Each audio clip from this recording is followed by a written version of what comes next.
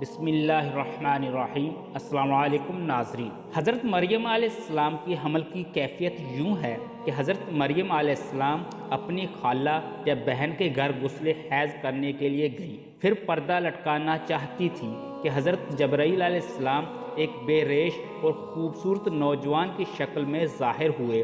حضرت مریم علیہ السلام نے دیکھا کہ یہ نیا محرم میری طرف متوجہ ہے، تو حضرت مریم علیہ السلام نے اس سے فرمایا، میں پناہ مانگتی ہوں تم سے ساتھ اللہ کے، اگر تو پرہیزگار ہے۔ حضرت جبرائیل علیہ السلام نے کہا، میں وہ شخص نہیں ہوں کہ جس سے تو ڈرے، میں اللہ کا فرشتہ ہوں، تجھ کو پاکیزہ لڑکا بخشنے آیا ہوں، جس کو قرآن پاک نے یوں بیان فرمایا ہے۔ فرشتوں نے کہا، اے مریم، اللہ تمہیں خوشخبری دیتے ہیں اپنی طرف سے ایک کلمے کی، اس کا نام مسیح عیسیٰ بن مریم ہوگا، وہ دنیا اور آخرت میں مرتبے والا ہوگا اور اللہ کے قریبی بندوں میں سے ہوگا، لوگوں سے باتیں کرے گا جب جھولے میں ہوگا اور جب پوری عمر کا ہوگا، اور وہ نیک بندوں میں سے ہوگا۔ حضرت مریم علیہ السلام نے جواب دیا، میرا بیٹا کیسے ہوگا کہ مجھے کسی بشر نے ہاتھ نہیں لگایا اور میں بدکار عورت بھی نہیں ہوں۔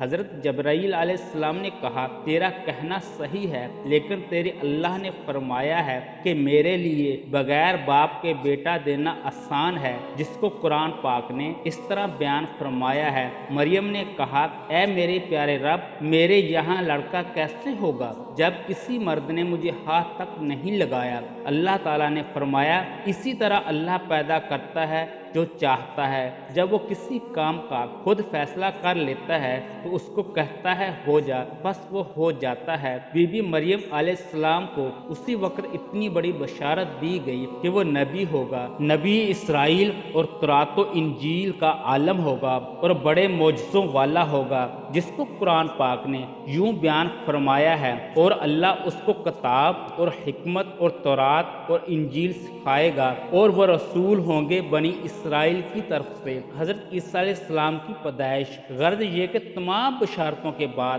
حضرت جبرائیل علیہ السلام نے حضرت مریم علیہ السلام کے گریبان میں روح مبارک کو پھونک دیا، جس سے فی الفور حمل رہ گیا۔ حضرت مریم علیہ السلام فرمایا کرتی کہ دوران حمل تنہائی میں حضرت عیسیٰ علیہ السلام مجھ سے باتیں کرتے تھے اور مجمع میں خدا کی تسبیح بیان کرتے تھے، حالانکہ آپ علیہ السلام ابھی پیٹ میں تھے۔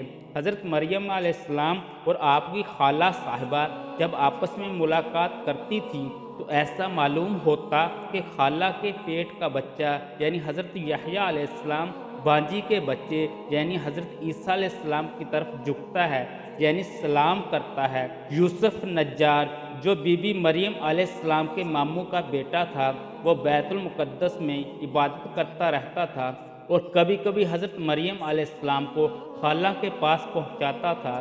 جب حمل کی حالت سے آگاہ ہوا تو اس نے بھی تحقیق کی تو حضرت مریم علیہ السلام نے تمام واقعہ بیان کر دیا۔ جب ولادت کا وقت آ گیا تو حضرت مریم علیہ السلام قدرتی ندا ہوئی کہ اس شہر سے باہر چلی جاؤ، اگر تیری قوم تجھ کو اس کے وضع پر دیکھے گی تو تجھ کو اور تیرے فرزند کو قتل کر ڈالے گی۔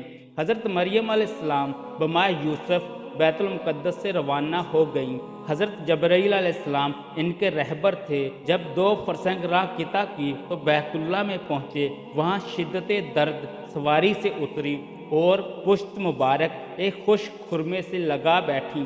تفسیر حقانی میں ہے کہ ایک پرانا مکان تھا جس میں خشک کھجور کا ایک درخت تھا، جس سے ٹیک لگایا پھر بغیر تکلیف کے حضرت عیسیٰ علیہ السلام کی پیدائش ہوئی۔ اس وقت حضرت مریم علیہ السلام نے عرض کیا کہ اے کاش میں اس حال سے پہلے ہی مر جاتی اور نسا منیسا ہو جاتی۔ حق تعالیٰ نے ملائکہ کو بھیجا اور اپنے فضل و کرم سے وہیں ان کے پاؤں کے نیچے ایک پانی کا چشمہ ظاہر کر دیا۔ ملائکہ نے حضرت عیسیٰ علیہ السلام کو غسل دیا اور حضرت جبرائیل علیہ السلام بحکم رب خلیل ندا دی کہ اے مریم غمگین مت ہو، اللہ نے تیرے لیے نہر جاری کی ہے اور خشک درخت کو سرسبز کیا ہے، اب تو خرمے کی شاخ کو ہلا، وہ تجھ پر تازہ خرمے گرائے گا، تو تازہ خرمے کھاؤ اور پانی پی اور بیٹے کے دیدار سے اپنی آنکھیں ٹھنڈی کر۔ حضرت مریم علیہ السلام نے کہا اگر لوگ مجھ سے پوچھیں کہ یہ بچہ کہاں سے لائی ہے تو میں کیا جواب دوں گی؟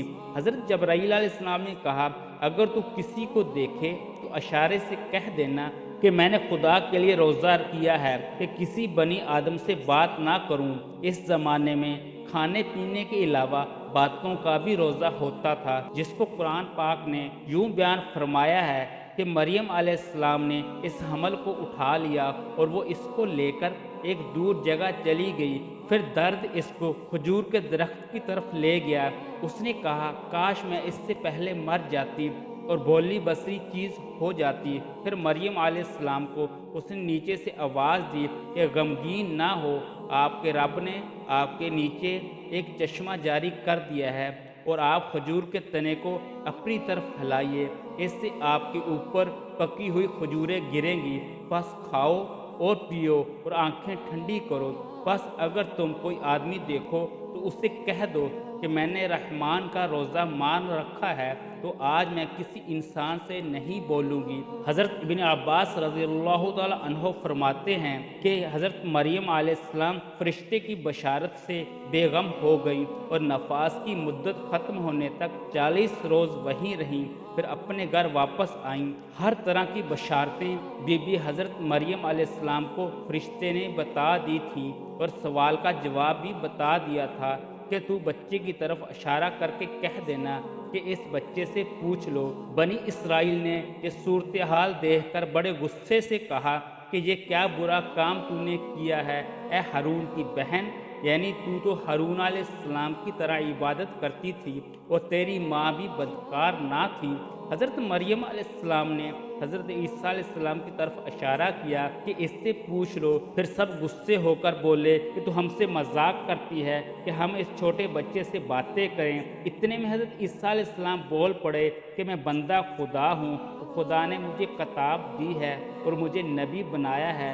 جب یہودیوں نے یہ معجزہ دیکھا تو ان کی زبان بند ہو گئی۔ چنانچہ ارشاد ہے پھر اس کو گود میں لیے ہوئے اپنی قوم کے پاس آئی۔ لوگوں نے کہا اے مریم تم نے تو بڑا طوفان کر ڈالا۔ اے ہارون کی بہن، نہ تمہارا باپ کوئی برا آدمی تھا اور نہ تمہاری ماں بدکار تھی۔ پھر مریم علیہ السلام نے اس بچے کی طرف اشارہ کیا۔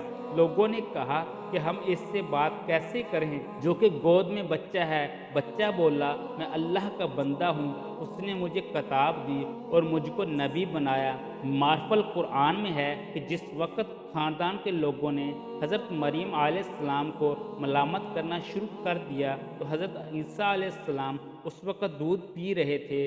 جب انہوں نے یہ سنا تو دودھ چھوڑ دیا اور اپنے بائیں کروٹ پر سہارا لے کر ان کی طرف متوجہ ہوئے اور انگشت شہادت سے اشارہ کرتے ہوئے کہا کہ میں خدا کا بندہ ہوں۔ اس سے پہلے ہی لفظ میں حضرت عیسیٰ علیہ السلام نے اس غلط فہمی کو دور کر دیا کہ اگرچہ میری پیدائش ایک معجزانہ انداز سے ہوئی ہے مگر میں خدا کا بندہ ہوں، میری عبادت میں مبتلا نہ ہو جائیں۔